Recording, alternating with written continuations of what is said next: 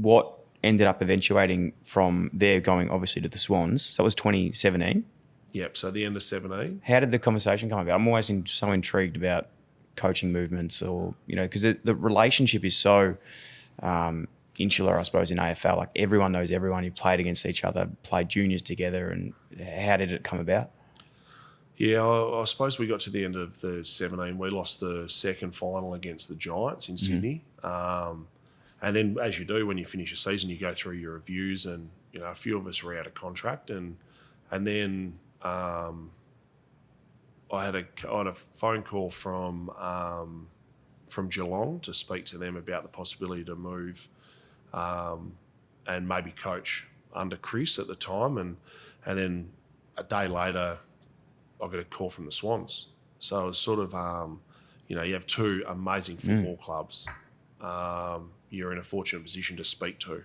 And, I think, throughout the process, I had a decision to make pretty quickly where I flew over to Geelong. Me and Kerry flew over to Geelong. We flew back.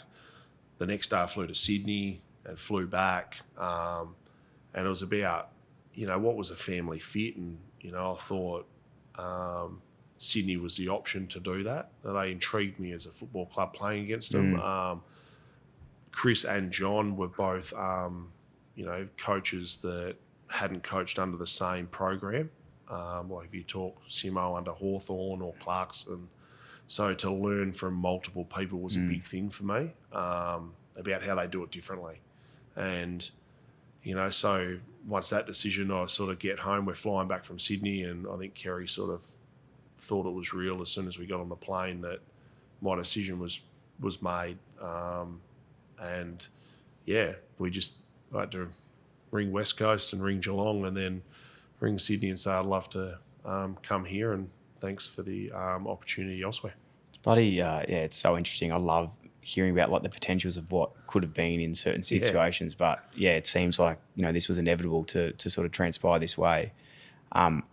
With the relationship with Horse, how has that been over the years? Obviously, there's a close working relationship there that's been, super successful. What have you learnt from him and how did the conversation come about of not the succession plan, but the handover of the reigning of coach? Yeah, I think, I'm not sure what sort of clicked with me and John. It was from the outset, obviously I admired what he did as a football coach and, part of a program that was trying to embed itself in a different market. That really appealed to how you got to get the bigger collective of an actual organisation to work together. And then, I suppose throughout just the opportunities he gave me, to always learn and look and listen to everything that was happening around what he was doing. And then, I think for him not to feel threatened about other coaches, to bring them into meetings, to other opportunities that what a senior coach does, that certainly helped.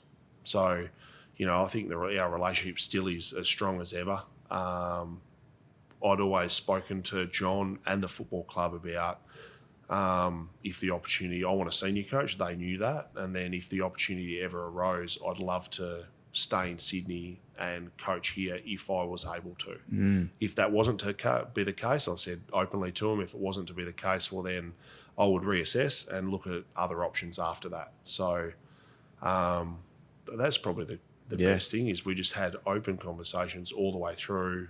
He was willing and the club were willing to put me in positions where I would experience, present to the board or to do something, run a program, run training, do an off-season, go through the draft, to be able to be as ready as you could.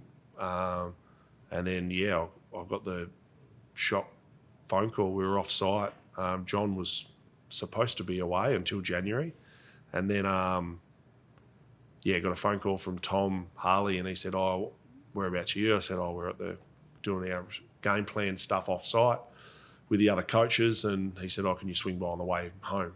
So I was like, no problem. It's pretty casual. And then sort of get here, John's here as well. I was like, how you going? He just got back from overseas. And then from there, just he sort of said, what have you been doing? I said, the game plan. And he goes, that's good. How's it going? I said, yeah, we're trying to work our way through it. And he goes, you'll need to because it's now yours. So I'm stepping down and then Tom was across the table. He goes, I presume you still want to coach. And then sort of we sat there for a couple of hours and just had a chat and spoke through everything about,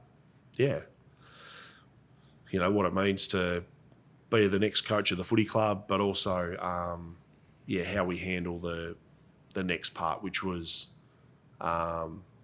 more about, not about me being the new senior coach. It was more about John and how to respectfully give him the time to say he stopped coaching and certainly get the reward for the service he's given this football club.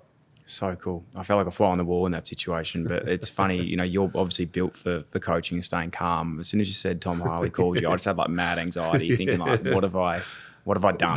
It's not the CEO. I've got that during Christmas. He rings me on the 2nd of Jan and I'm like, I said, Tom, how you going? He goes, yep. I said, yeah, good. I said, what's anything happening? He goes, no, it's not one of those phone calls. I'm like, thank God for that.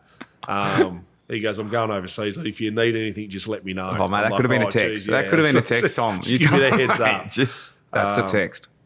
But and it was just, I think what I'm really proud of is the way that the footy club handles situations. Yeah. Certainly like that, to be able to respectfully honour the people or a person or a particular part of an organisation that's had a profound impact to do that as well as they did was really pleasing. Super impressive.